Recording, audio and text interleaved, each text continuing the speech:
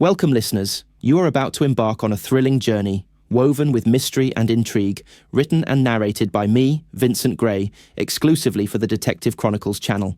Be sure to subscribe so you never miss another captivating tale. Vincent Gray, Sherlock Holmes, The Case of the Stolen Crown Jewels. The Tower of London stood under a heavy, suffocating fog that clung to its ancient stone walls. The air was thick with damp, the kind of damp that settled deep into the bones and carried the scent of centuries-old secrets. Sherlock Holmes and Dr. Watson walked along the fortress's cobblestone paths, the sound of their footsteps muted by the thick mist. Neither spoke, for they had come not on an errand of their own, but at the urgent request of an old acquaintance, a matter that Holmes had assured Watson would be of interest, though he did not elaborate further. It was a quiet morning, though the serenity of the moment was deceptive. The tower had seen many things over the centuries, but none of its history, however tumultuous, had prepared it for the news that arrived moments before Holmes and Watson did. Holmes paused before the entrance to the jewel house, his eyes narrowing slightly as he studied the ancient structure. Watson, always the more practical of the two, looked up, perplexed. "Is this where we are to find our mystery, Holmes?" Watson asked, his voice carrying a hint of curiosity. Holmes turned his sharp gaze to Watson. "Indeed, Watson. The crown jewels have been stolen." Watson's brow furrowed. "But they are kept under constant watch. How could such a thing happen? The vault is impenetrable, is it not?" "It would seem, Watson, that the vault has been breached." Holmes spoke with an unsettling calm, as if such a theft were a mere curiosity rather than an act of profound audacity. The two men were greeted by a nervous-looking officer who led them into the vault room. The space was dim, the stone walls thick with age, and the heavy iron door that secured the treasures stood ajar. Inside, the usual array of ceremonial items, the crown, the scepter, and the orb, were gone, leaving only a faint trace of dust where they had once sat.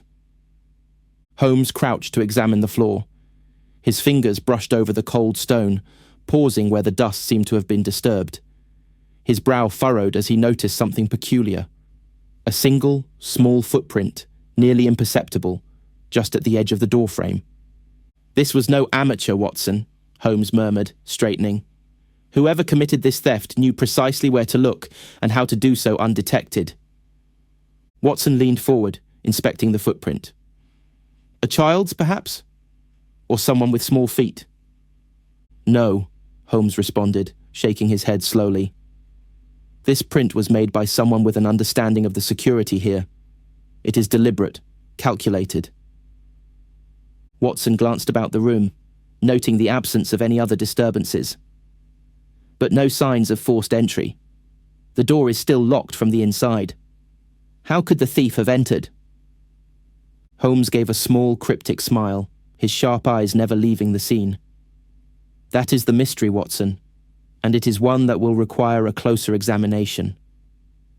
The officer, standing quietly at the door, cleared his throat. "Sir, we found this." He handed Holmes a small, unmarked envelope, sealed with a wax emblem Watson did not recognize. Holmes held the envelope in his hands, his eyes scanning the room as if trying to discern more clues from its surroundings. With a swift motion, he broke the seal and unfolded the letter inside. As he read its contents, his expression remained unreadable, but a flicker of something, perhaps unease, flashed in his eyes. "A threat?" Watson asked, sensing the change in his friend's demeanor. "Not a threat, Watson." Holmes's voice was low, deliberate. "A challenge." Watson moved closer to read the letter over his shoulder. "It seems personal, Holmes." "It is indeed."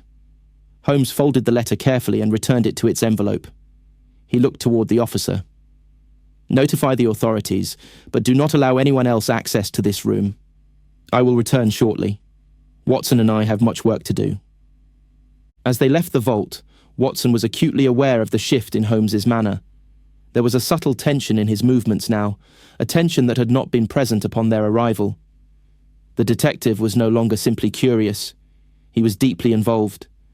and something about the case was unsettling him, though he did not yet know why. Outside, the fog had deepened, and the sound of the city seemed muffled, as if the world itself held its breath.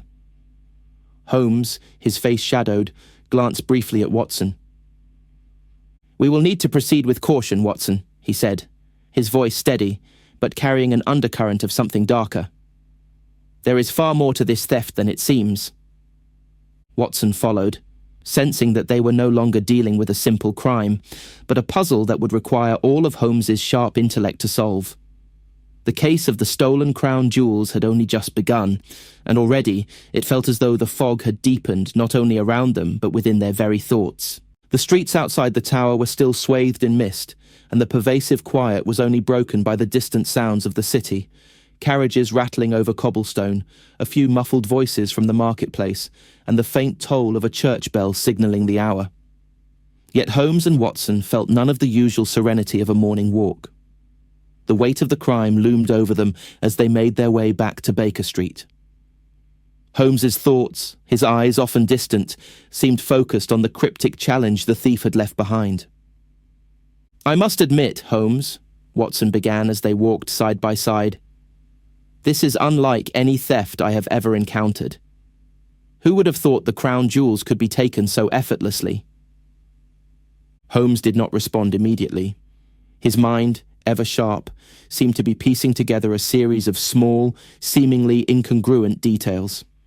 The faint footprint, the letter, the manner in which the jewels had been taken, everything pointed to a mind of rare cunning. "Whoever is behind this," Holmes finally spoke, his voice measured, "is not motivated by money or mere greed. There is something deeper, something personal at stake here. The crown jewels were chosen carefully, Watson, not only for their value, but for what they represent.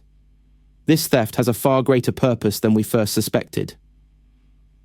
As they reached their apartment at 221B, Holmes instructed Watson to retrieve his notes from the morning's investigation. Watson had barely set foot inside when Holmes was already pacing the room, his mind a labyrinth of thoughts, each one tumbling over the other. The room, dimly lit by the overcast sky outside, was heavy with the sense of impending revelation. "Watson, tell me," Holmes asked abruptly, turning on him.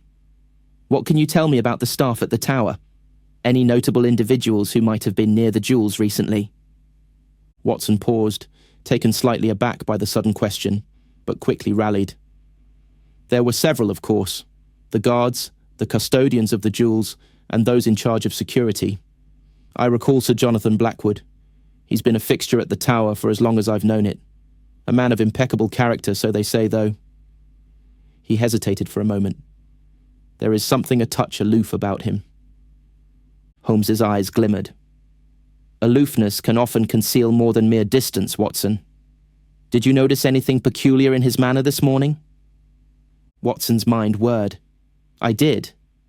Now that you mention it, he seemed unnervingly composed. Too composed for a man who has just lost something as significant as the crown jewels. Almost as if he expected it." "Exactly," Holmes murmured. "We must speak with him at once. But there is something else, something I need to understand about the other staff. Captain Edward Mason, for instance. His background warrants attention." The two men hurriedly left the apartment and made their way toward the tower once more, the air still thick with fog, and the city now beginning to stir with life. They arrived in the tower grounds shortly after, where they were greeted once again by the officer who had met them earlier. Holmes wasted no time, his gaze scanning the area like a hawk in search of its prey. "Where is Sir Jonathan?"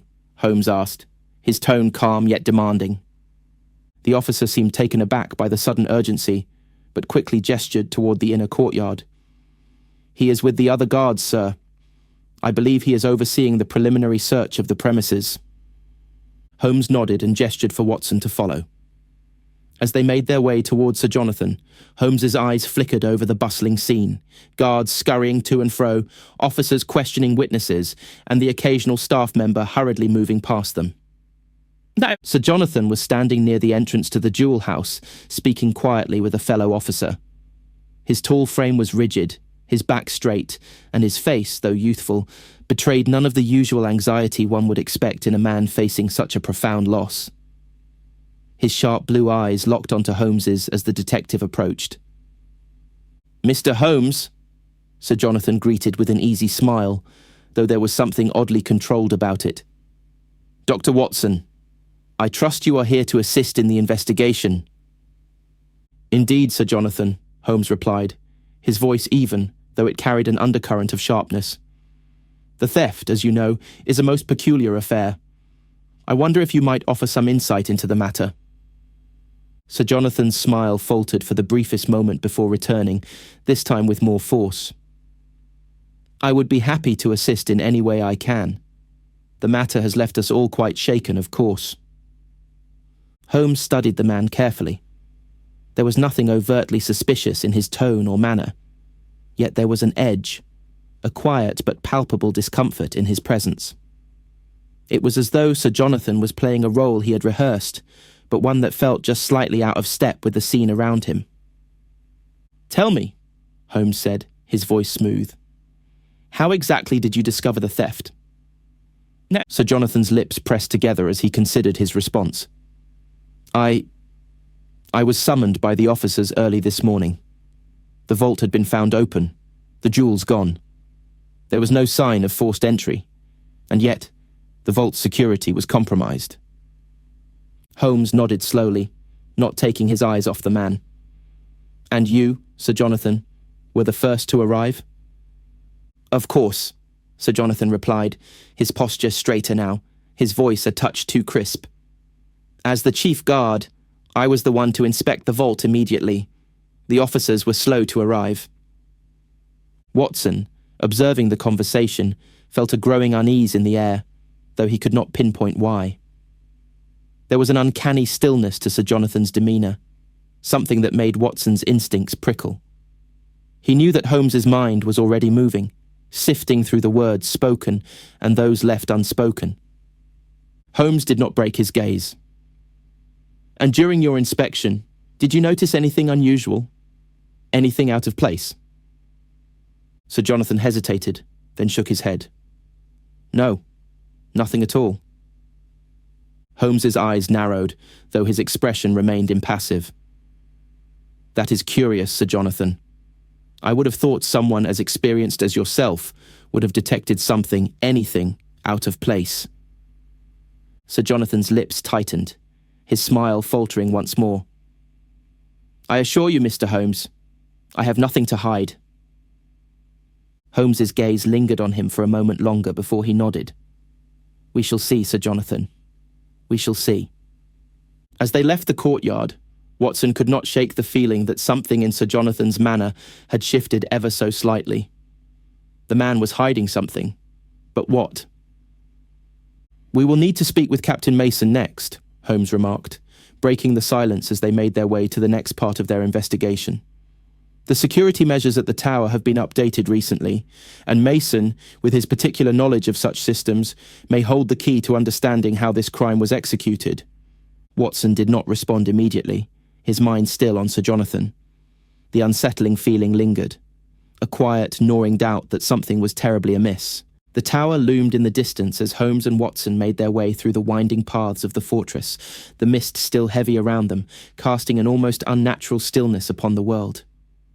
The sound of their footsteps was swallowed by the thick air, and for a moment the only noise was the rhythmic creak of Holmes's boots against the cobblestones, each step deliberate, as though he were moving not just through space, but through the very heart of the mystery itself. Holmes was silent, his mind whirring with countless thoughts, each clue twisting and intertwining in his head. The footprints, the unmarked letter, Sir Jonathan's odd behaviour, all of it pointed to something far deeper than a mere theft. As they walked, Watson couldn't help but observe the strange intensity in Holmes's posture, his usual composed self now wearing a thin veneer of unease. "Holmes," Watson began, his voice carrying the weight of the question he had been dying to ask, "what do you make of Sir Jonathan?" Holmes glanced over, his sharp eyes gleaming with a sort of quiet understanding. "He is no fool, Watson. He knows more than he lets on. it is quite evident. But whether he is the architect of this crime, or merely a pawn, I cannot yet say. Watson's brow furrowed. And what of Captain Mason? Holmes hesitated, his gaze distant.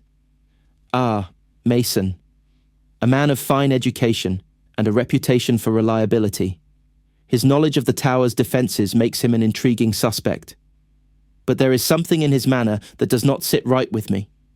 He seems almost too perfect in his role, as if he knows exactly how to be a part of the facade, without ever truly being involved. Watson's thoughts wandered back to their earlier conversation with Sir Jonathan, a memory of his unnervingly calm demeanour pressing against him. He glanced at Holmes, who was scanning their surroundings, eyes flickering with concentration. The detective was thinking, piecing together fragments of information that Watson could scarcely begin to comprehend. As they approached the guards' barracks where Captain Mason could usually be found, Watson observed the subtle shift in Holmes's movements, as though they were drawing closer to an unknown yet looming revelation. They entered the barracks and were greeted by a young officer who led them to Mason. The captain was seated at a table, poring over documents with a meticulous air, his uniform impeccable, his posture ramrod straight. His dark eyes lifted when they entered, a smile, polite, practiced, spreading across his face. "Ah, Mr. Holmes, Dr. Watson," Mason said, his voice smooth, almost too smooth. "I've heard of your arrival. What can I do for you?" Holmes observed him closely, studying the man with the same cold calculation that had so far served him well. "We are continuing our investigation, Captain. I trust you are aware of the events that have transpired." Mason nodded, the smile never wavering. "Indeed. A most unfortunate and bizarre event. I can assure you, we are doing everything in our power to rectify the situation. The vault's security was considered impenetrable, and yet..." His voice trailed off, his eyes dropping to the documents before him. "Indeed," Holmes murmured, his gaze not leaving Mason's face. "And yet, here we are, a crime that defies the most careful planning. Tell me, Captain, are there any weaknesses in the tower's defences we should be aware of?" Mason's eyes flicked up sharply, his expression one of practiced shock. "Weaknesses? Mr. Holmes, our security is impeccable. I personally oversaw the upgrades last year. There is nothing to suggest." Holmes raised a hand, silencing him gently. "And yet, Captain, the jewels were stolen, the vault breached. It seems to me that even the most carefully designed systems can be circumvented by a clever mind." His voice was soft, but there was an undeniable edge to it, as though he were daring Mason to reveal more. For a moment, Mason said nothing. Then, a faint tightening of his jaw betrayed a momentary crack in his composed facade. "I assure you," Mason began, his voice somewhat strained, "there is no possibility that the security measures were in any way inadequate.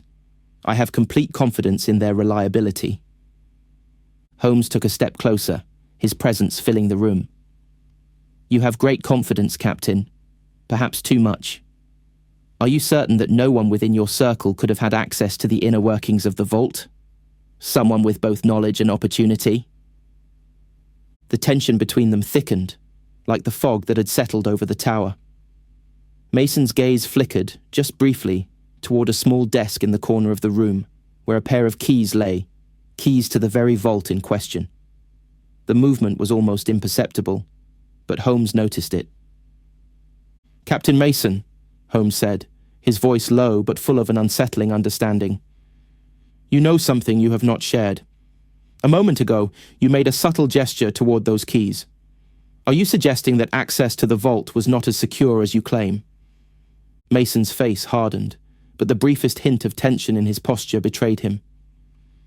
"Mr. Holmes, I have already told you everything I know. I will not..." But Holmes was not listening to his words. He was observing, analysing, and in his mind, the pieces were starting to align. Mason's reaction, too swift, too defensive, was a clue, and Holmes knew it. "I believe, Captain, that you are hiding something. Perhaps not an outright involvement in the crime itself, but something that connects you more closely to the circumstances than you care to admit. Holmes stepped back, his gaze unwavering. And I will find it. The room was heavy with silence, and Watson, feeling the weight of the detective's words, looked between the two men, sensing the growing unease in the captain. It was clear that Holmes's suspicions were mounting, but so too was the fog of mystery surrounding the entire affair. As they left the barracks, the atmosphere outside seemed even thicker than before. The air had grown damp with an almost suffocating heaviness, and Watson felt an unsettling chill creep up his spine. "There is something not right, Watson," Holmes said softly as they walked, his voice betraying none of the usual confidence. "But I cannot yet put my finger on it. We are chasing shadows, and each step leads us deeper into a labyrinth." Watson didn't reply immediately, his mind still processing the confrontation with Captain Mason.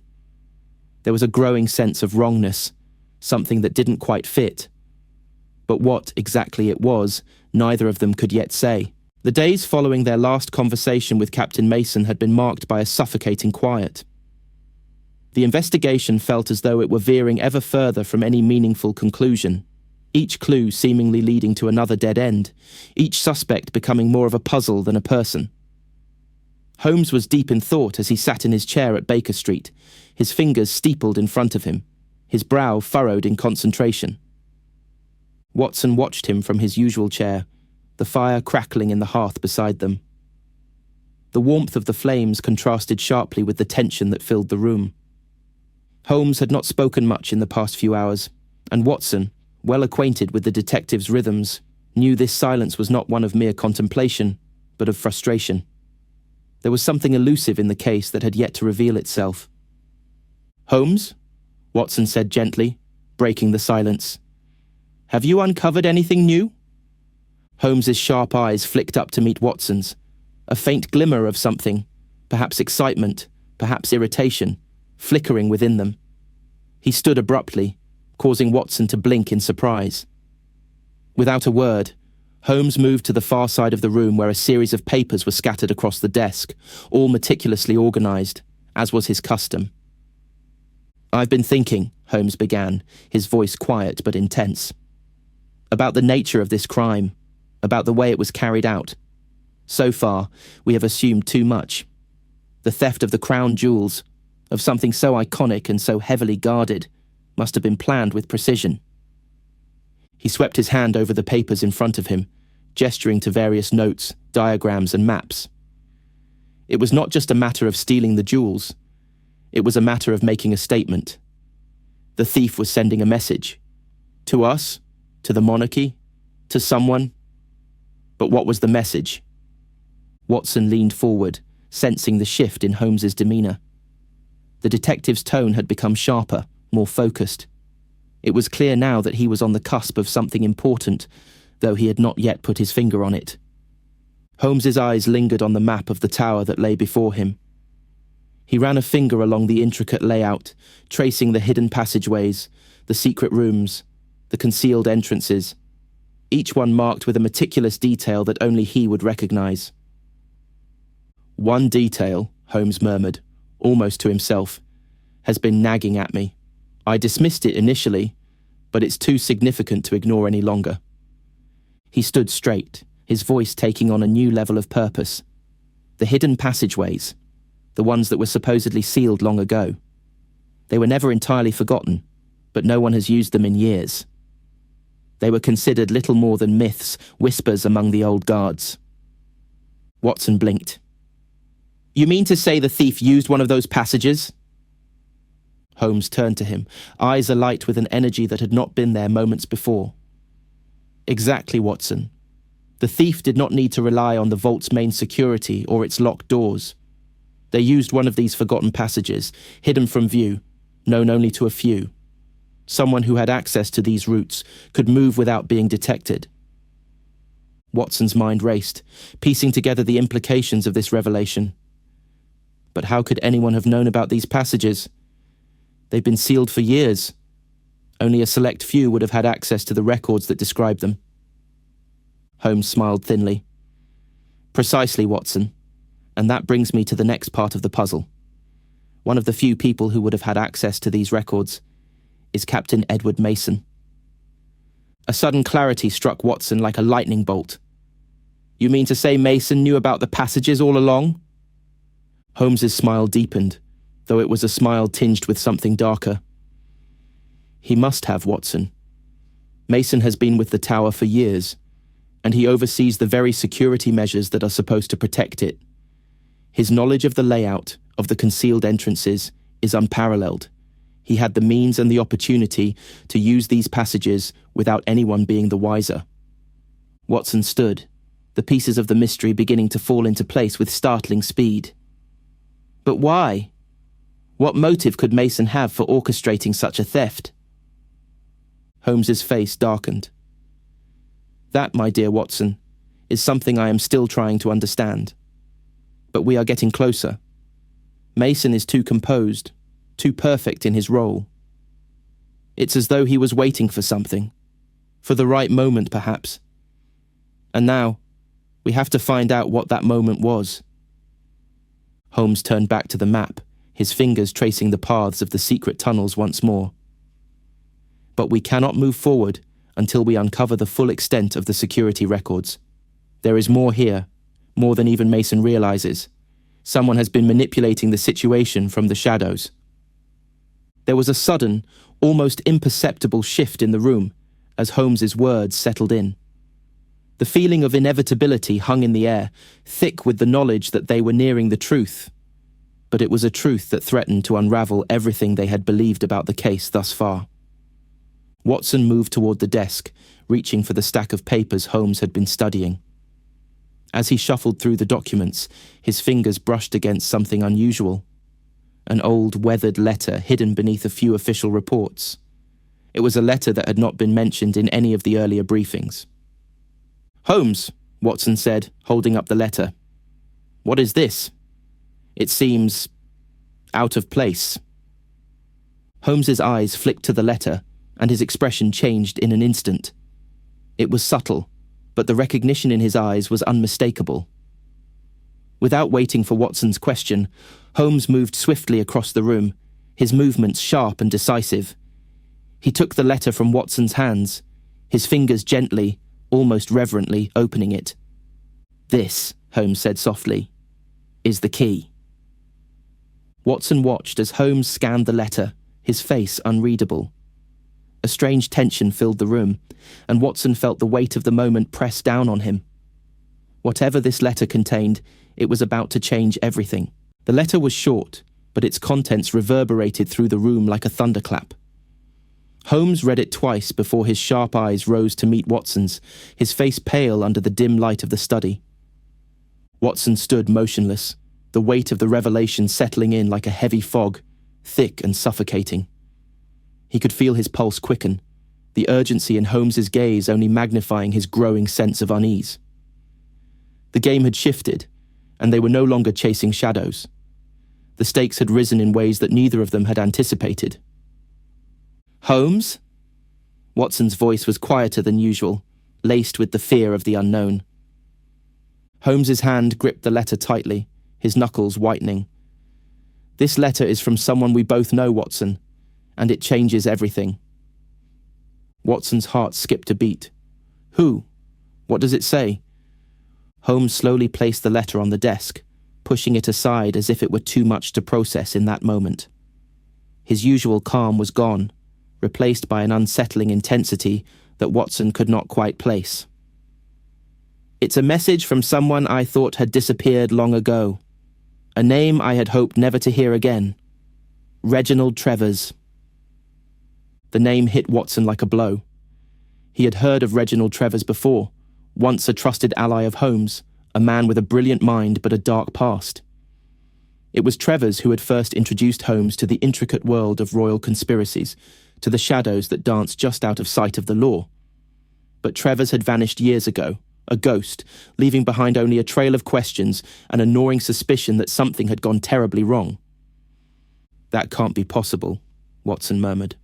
"How could he—" "It's possible, Watson," Holmes interrupted, his voice tight. and it seems that Trevors has been orchestrating this entire affair from the shadows. He's the one behind the theft, the one who planted the false leads, the one who has been playing us all along. Watson's mind reeled. But why? Why steal the crown jewels? What does Trevors have to gain from this? Holmes's jaw tightened, his eyes dark with an emotion Watson rarely saw. Fear. The crown jewels were never the true target, Watson. They were a decoy. The real prize is much more elusive, much more dangerous. There was a long pause, the crackling fire the only sound in the otherwise silent room. Watson could see the storm of thought swirling behind Holmes's eyes, but it was clear that even the great detective was struggling to piece together the full extent of the plan. "Holmes, we need to move quickly," Watson said, his voice urgent. "If Trevors is behind this, we don't know what he's planning next. We can't afford to wait any longer." Holmes nodded slowly, his face pale but determined. "I agree. The time for subtlety is over. We must confront Trevors directly before he can put his final plan into motion." The two men moved quickly, gathering their coats and preparing to leave the safety of the study. Watson could feel the tension between them, an undercurrent of dread, as if they were stepping into the unknown. The weight of the case, the sense that everything had been building toward this moment, was almost too much to bear. It was no longer just a mystery to be solved. It was a race against time, and neither of them knew how it would end. The chill of the evening air hit them as they stepped out into the street, the fog still hanging thick around them, as though the world itself was holding its breath. The lights of London flickered in the distance, casting long, distorted shadows on the cobblestone streets. Holmes led the way, his stride long and purposeful, while Watson followed closely, the sound of their footsteps the only rhythm in the silence. They reached a quiet alley near the docks, the site of an abandoned warehouse where Holmes believed Trevors had made his last stand. Holmes's face was set in grim determination, and Watson could see the familiar tension in his shoulders, the readiness that came before a confrontation, before a revelation. As they approached the warehouse, the tension was palpable, almost suffocating. The wind whipped through the narrow alley, carrying with it the scent of salt water and something else, something foul. Watson felt the hairs on the back of his neck stand up, the realization dawning that they were close to something far darker than they had imagined. Holmes stopped abruptly, his eyes narrowing as he surveyed the warehouse. "He's here," he murmured, "and he knows we're coming." Before Watson could react, a low, menacing voice echoed from the shadows. "Holmes, Watson, I had hoped you would come. It makes everything so much easier." The figure stepped into the light, Reginald Trevors. The shadows in the alley deepened as Reginald Trevors stepped forward, his form emerging slowly from the dimness like a spectre from the past.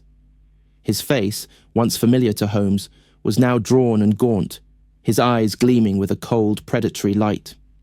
The air between the three men was thick with tension, as though the very fabric of the world had shifted into a place where time no longer followed its natural course. The warehouse loomed behind them, a silent witness to the confrontation that was about to unfold. Holmes stood motionless, his eyes never leaving Trevors's. His usually composed demeanour was now tinged with a quiet fury, a fury that simmered beneath the surface, threatening to break free at the slightest provocation. "Reginald," Holmes said softly, his voice laced with a sharp edge. "I should have known you were behind this. The pieces all lead back to you, every twisted part of this puzzle." Trevors's lips curled into a faint, almost melancholic smile. "You always were the clever one, Holmes. I underestimated you for a time, but no longer. You've been a thorn in my side for far too long." Watson, who had remained silent up to this point, took a step forward, his eyes narrowing with suspicion. "But why, Trevors? Why steal the crown jewels? Why involve us in this elaborate charade? What could you possibly hope to gain?" Trevors's gaze flickered toward Watson, a glint of disdain in his eyes. "Gain? Oh, Watson, you still don't understand, do you? The jewels were never the true goal. The theft, the games, the misdirection. It was all meant to pull Holmes and his mind into the open, It was all a distraction. Holmes's brow furrowed, his pulse quickening as the realization struck him like a bolt of lightning. A distraction? But for what purpose, Reginald? What is it that you really want? Trevors's smile widened, and his eyes glinted with something darker. I want control, Holmes. Power. I want to reshape the monarchy, to dismantle the system that has kept me on the outside for so long. The crown jewels were simply the means, the symbol of the royal family's fragile grip on their empire. Holmes's mind raced, and for the briefest of moments, he felt a flicker of doubt. Doubt that the complex web he had so carefully unraveled could be a part of something even grander, even more dangerous than he had imagined. But Holmes was nothing, if not steady in his convictions, and as the pieces of the puzzle clicked into place, his resolve hardened. You're a fool, Reginald, Holmes said quietly, his voice devoid of emotion. You may have outwitted me for a time, but your plan was flawed from the very beginning. You underestimated the depth of the monarchy's defences, the loyalty of those who stand behind it, and most importantly— Holmes paused, his eyes flashing with a sudden intensity. You underestimated me. Trevors's smile faltered for the briefest of moments, but it was enough for Holmes to notice. It was a crack, a slight indication that the man before him was not as certain as he had seemed. You've already lost, Reginald, Holmes continued, his voice calm, but the words struck with the force of truth. The crown jewels are already in safe hands, and your little scheme is unravelling faster than you can tie the knots. Trevors stepped forward, his expression darkening. You think so, Holmes? You think you've won? It's not over yet. I still have allies. I still have plans you cannot even fathom. A tense silence hung in the air, thick with the unspoken threats between them. Holmes remained unmoved, his gaze unwavering. I would advise you to rethink your position, Reginald, Holmes said, his tone cooler than ever. There are no allies here, only an illusion of power that is crumbling around you. This game of yours is over. Trevors's eyes flickered with uncertainty, the cracks in his composure widening. He took a step back, his shoulders slumping slightly as the weight of Holmes's words settled in. For a moment, it seemed as if the man before them might crumble entirely, as if the grandiosity of his plans had been nothing more than a fragile house of cards ready to collapse. You've lost, Holmes repeated, his voice steady, final. A long, tense moment passed, the weight of the situation hanging heavy in the air like a storm waiting to break. But then, without warning, Trevors's shoulders sagged, the fight draining out of him. His face twisted with a mixture of frustration and acceptance, the defiance fading from his eyes. You always were the better man, Holmes, Trevors said quietly, his voice laced with bitter resignation. I thought I could best you. I thought I could prove my worth. But in the end, it was all for nothing. Holmes nodded once, his expression unreadable. It was indeed, and now you will face the consequences of your actions. As the authorities arrived to take Trevors into custody, Holmes turned to Watson, his face finally softening after the tension of the past days. It's over, Watson, he said simply, but there was a weariness in his voice that betrayed the weight of the case. Watson regarded his friend with a mixture of relief and admiration. You did it, Holmes. You solved it. Once again, you've unravelled the mystery. Holmes glanced back at the warehouse, where the dark figure of Trevors was being escorted away, and for a moment there was silence between the two men. The mystery was solved, the culprit caught, but the weight of the journey lingered in the air, heavy and silent. It was never just about the jewels, Watson, Holmes said softly. It was about something much deeper, power, revenge, and the lengths to which a man will go to alter his fate. Watson nodded, the complexity of it all sinking in.